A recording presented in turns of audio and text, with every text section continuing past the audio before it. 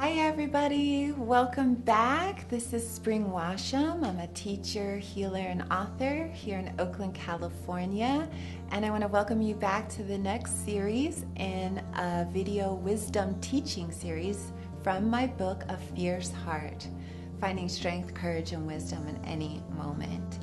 And so this is a teaching based on chapter 2. I'm very excited to share it with you today. It's one of my favorite chapters in the book. It's called Answering the Call. This was a chapter that I said at the beginning because it's so important. Answering the call. This is a symbol, an archetypal theme that happens in stories and mythology, in the lives of all the great beings, you included. Your life is a story, and the call is symbolic of that moment in our lives where we are called to change. We are called to evolve, we're called to wake up. That's a word often used, but it's a call of the heart. That's really how I refer to it. And what it really means is sometimes we go through our lives and things just stop working. Our relationships, our jobs, and we don't understand why it's not working anymore. The things that once brought us so much happiness no longer bring us happiness. And it's the soul kind of starts longing for something different, something new, adventure. They often call it the call to adventure. So when we answer this call, it can take us on a journey. It's always a journey inside, knowing who we really are. But outwardly, it can take us to different parts of the world. We might be called to go on a pilgrimage, a vision quest. We may be called to move into a different community, change our hair and how we look, our style. We may explore things that seem taboo or dangerous. We may explore our sexual identity or orientation. All of this is an attempt to get to know ourselves.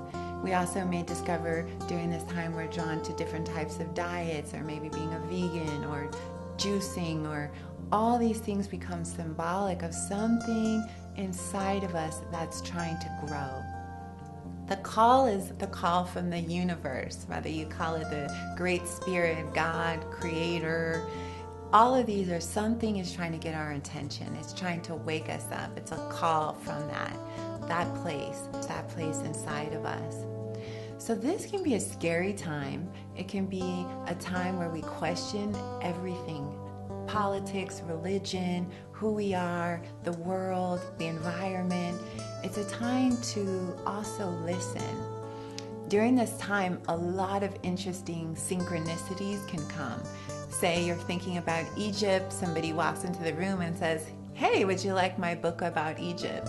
You might find teachers or a set of teachings, friends become inspirational. Suddenly you get emails in your inbox or YouTube clips all around these new ideas, these new things that you're thinking about. Often that's a big yes, that you're headed in the right direction.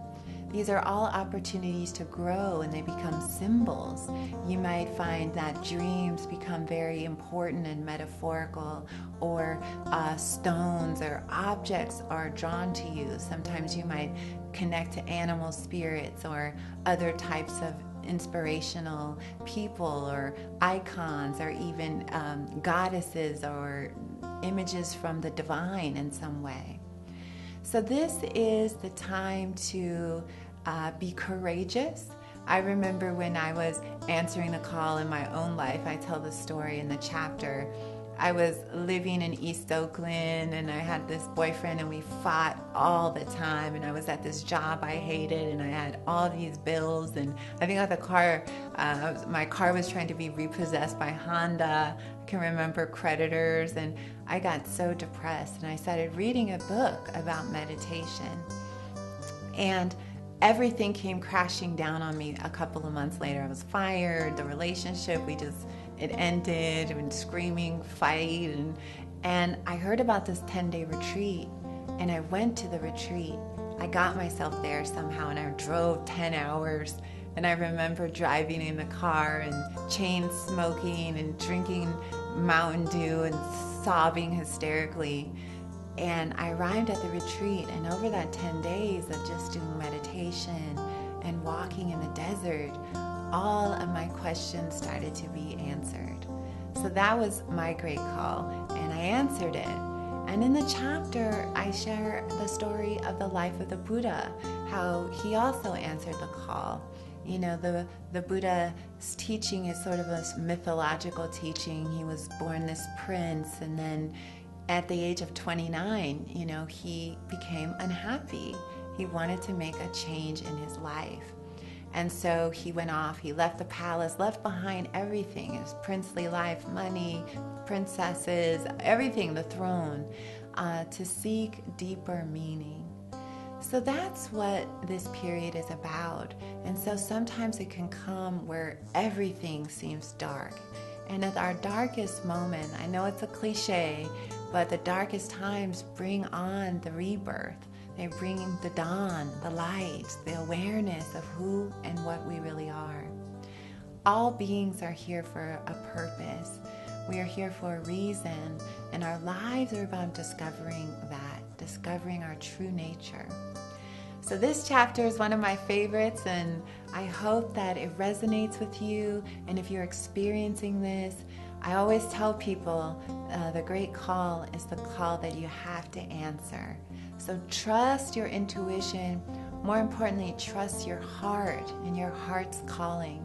You're not crazy. You're not having a breakdown. You're going through a very important spiritual process. This is an essential step on the journey. Listen to yourself. Find your meditation practice. Trust the heart. Seek out wisdom as support. And you'll grow and you'll thrive and you'll make it through this time. Thank you everybody for listening and checking out this video. You can like it and share it with your friends and join us for the next series.